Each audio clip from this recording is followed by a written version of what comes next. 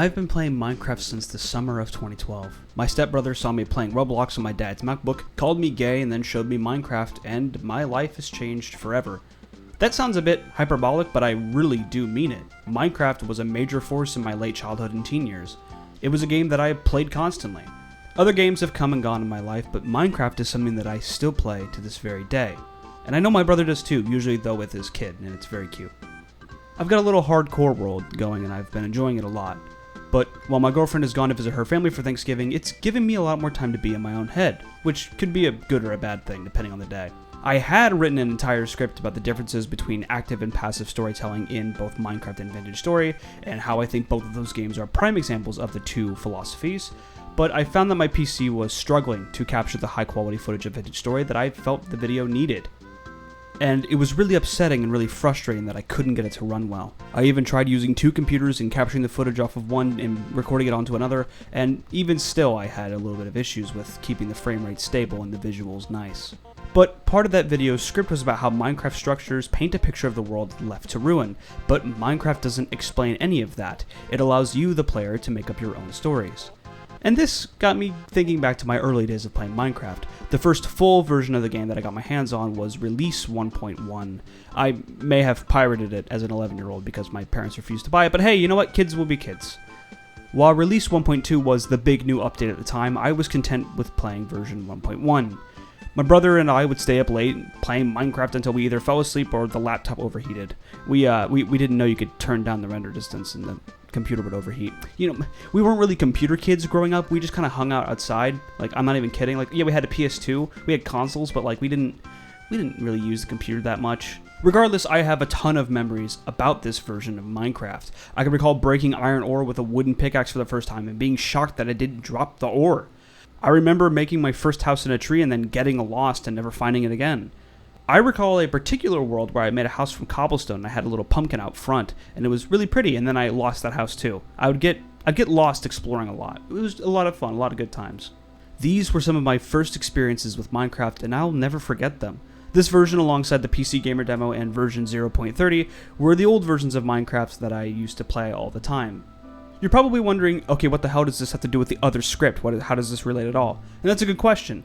As I was making notes on footage and different shots I needed, I realized that Minecraft's world today is far more populated than the old versions used to be. There was a real sense of loneliness in old versions of Minecraft, and I think that's been lost with many of the new structures that can be found in the modern world.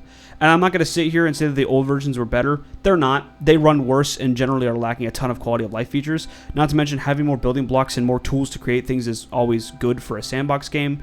But I won't lie. There is something different about these old versions that goes beyond just blind nostalgia.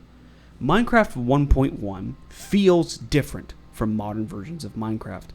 This might sound obvious to you, but I always separated Minecraft into chunks. The old Minecraft was anything before Beta 1.8, no sprinting, no structures, and I guess the occasional dungeon, I suppose, but wacky world generation and just the prospects you made for the world. And then I would say the next chunk goes from like Beta 1.8 to Release 1.8. This is what I would call pre-modern era of Minecraft. This version contains all the official updates to the game before Microsoft bought Minecraft. Once Mojang had released Minecraft in late 2011, there was a big question of where do we go from here? Where do we go? Do we stop updating the game? What comes next?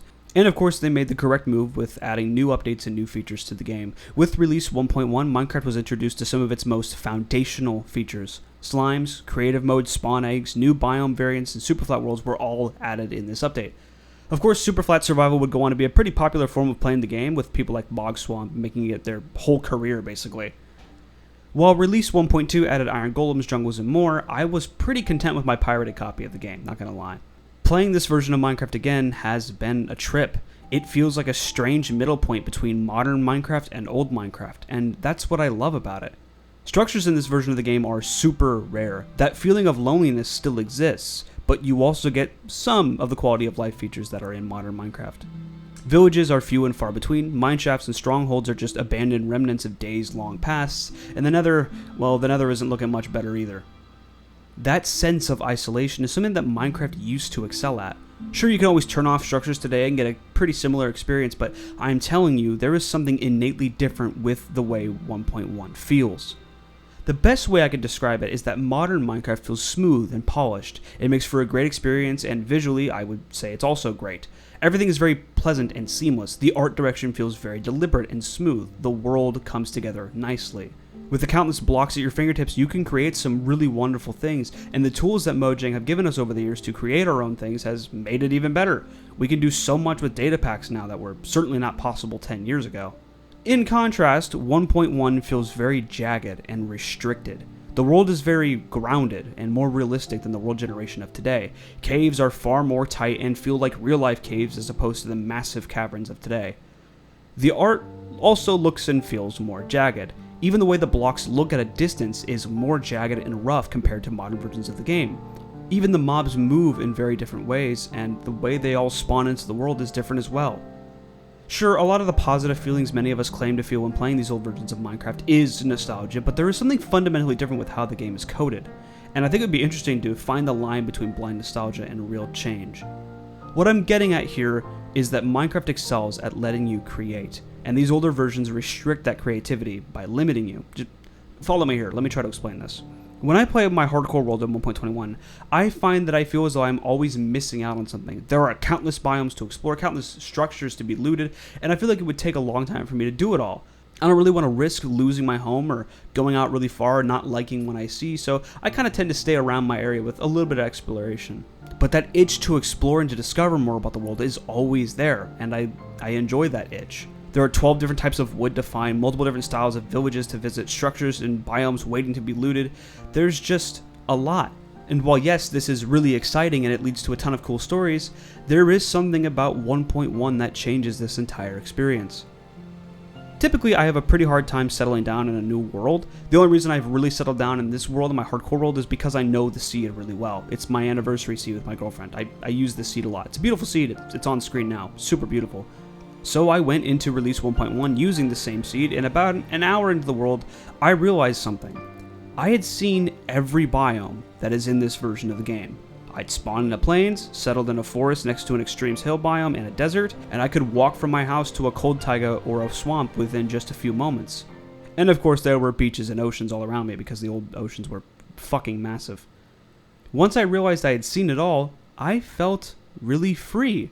The only thing left for me to find was a village, a nether fortress, and a stronghold. Below my house was a mine shaft, and not far from my nether portal was a fortress. I was very quickly able to set up camp and just enjoy myself.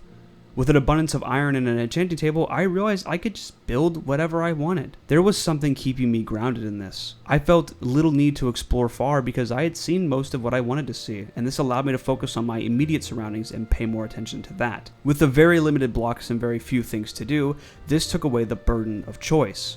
I didn't have to worry about what kind of stone I wanted to use or what kind of blocks I really wanted to go for. I just created. And again, I'm not saying that this is better than modern versions, I'm just saying it's a very different experience. I could explore and build just because I wanted to. I felt no pressure. Nothing in the back of my mind telling me that I needed to go find a village for reliable trades or getting, consistent diamond tools. Nothing really like that. Mainly because villager trades weren't added until 1.3, but the point still stands. I was content. But not too content. I still had big plans for the world, and I would need tons of resources and materials to make it happen. The first thing I wanted to do was replace the lily pads here with a real bridge. I then wanted to make a little town and complete it with guard towers, houses, market stalls, and streets. And I'm loving this. A journey that began out of frustration because my computer couldn't handle Vintage Story turned into just an amazing experience that ended up with me being okay with existing. And I think that's an important lesson to take from early versions of Minecraft. It's okay to just exist for a while. It's alright to let go of your burdens and relax for a bit. This is your sandbox. Go make your own stories.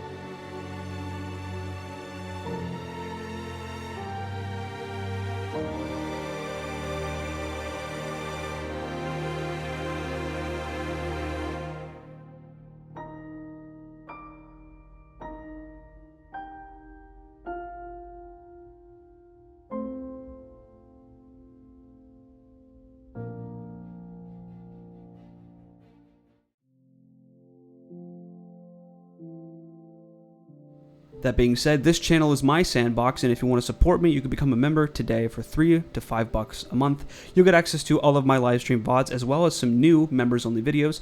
As of right now, I have a video where I go over my 20 different versions of Uno, and I rank them all in a little tier thing that I made with Emily, and we go through it together. I also have a video coming out about my first set of Pokemon cards. That's pretty cool. If you want to see that kind of stuff, and you want to get access to all my live stream VODs, as well as all of my videos early, check out the channel below, hit the join button, and you can help me out financially. It's really sweet. Also, I need money for a new computer, I guess. So here I am. What do they call this? E-bagging? Is that what it's called? I don't know what it's called. Fuck it. I don't care. Love ya.